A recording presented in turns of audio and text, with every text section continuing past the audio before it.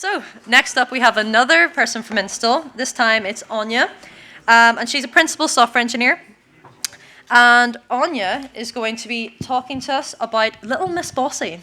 I'll not spoil anything, I'll just hand it straight over to Áine.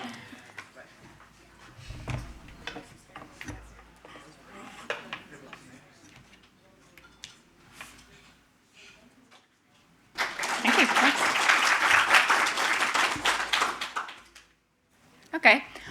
When I was 5, my mum went to my first parent-teacher meeting. Áine has a tendency to be quite bossy. She likes to organise all of the other children and tell them what they should be doing. You might not really think much of that at first, but this word bossy would follow me around, shaping how others saw me and eventually how I saw myself. When I was 7, my mum asked me what I wanted to be when I grew up. Smart, I responded confidently and assuredly. When I was 10, yet another parent-teacher meeting rolled around. Áine's a really pleasant child. She engages well and really wants to please her teachers. At this point, I was already starting to lose the confident, assertive girl I'd once been. The feedback was about being pleasant and agreeable, qualities that were valued over confidence and assertiveness.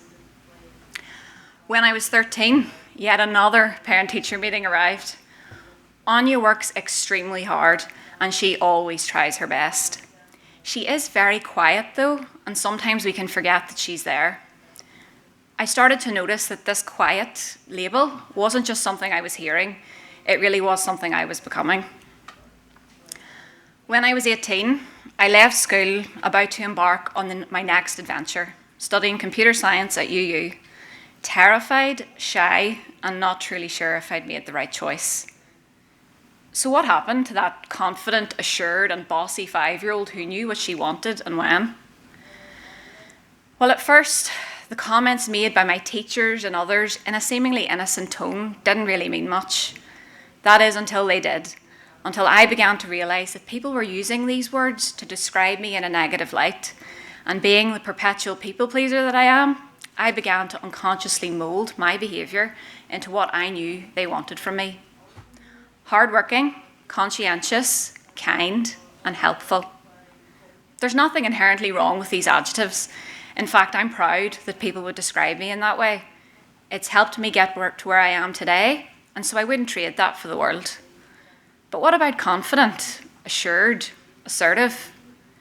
Those words slowly disappeared as the years went by, leaving a very shy 18-year-old with seriously low self-esteem. So what did I do about it? Well, ironically, it's this sector that played a huge role in helping me rediscover those lost qualities of myself. Entering the workforce and being in such a minority was challenging, overwhelming, and occasionally frightening.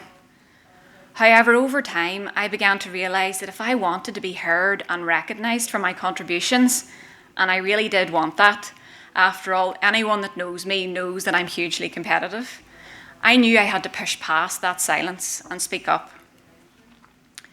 As any woman in this sector knows, sometimes it feels like you have to shout twice as loud just to be heard. But slowly I found my voice again. I started advocating for myself, standing up in meetings and pushing through the fear that I felt. And guess what? It worked.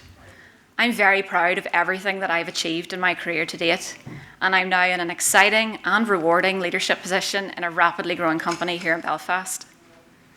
So why have I shared this if everything worked out okay for me in the end?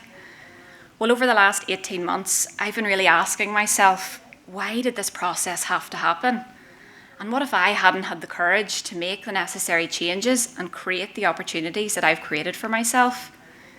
It's that thought that's made me think about how I can help other women regain their bossy side, or better yet, make sure that they don't lose it in the first place. So what can we do?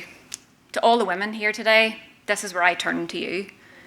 It's you that's ultimately responsible for your career, your life, and the direction that it takes. Yes, our environments can be challenging, and it can often feel like we're one step behind, but change has to start with you. It's going to be uncomfortable, scary, and may even feel downright impossible at times. But as the old saying goes, fake it till you make it. The more you put yourself out there and act with confidence, even if it doesn't come easily at first, the more it will start to feel like second nature. Eventually, what once felt forced will just become part of who you are. And how can we help? It's no surprise that this is a task that's rather Herculean in its size, but one that I think the predominantly male workforce in our industry can really help us resolve.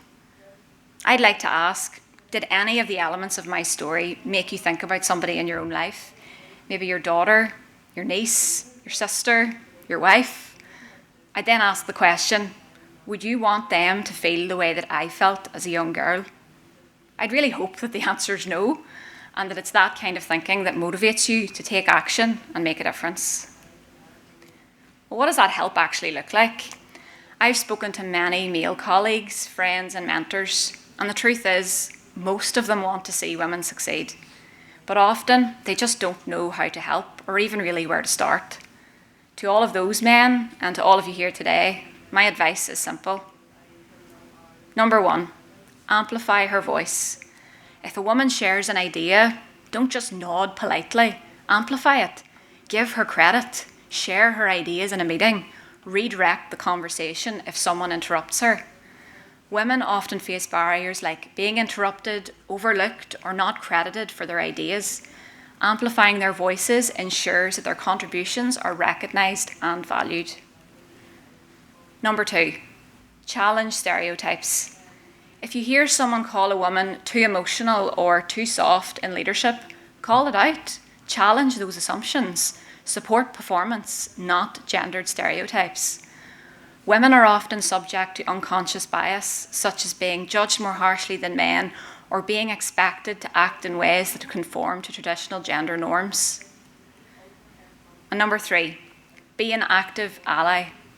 Stand up for policies that promote gender equity and actively back up women. Offer mentorship, provide opportunities, and take steps to ensure women have the same visibility and opportunities as their male counterparts.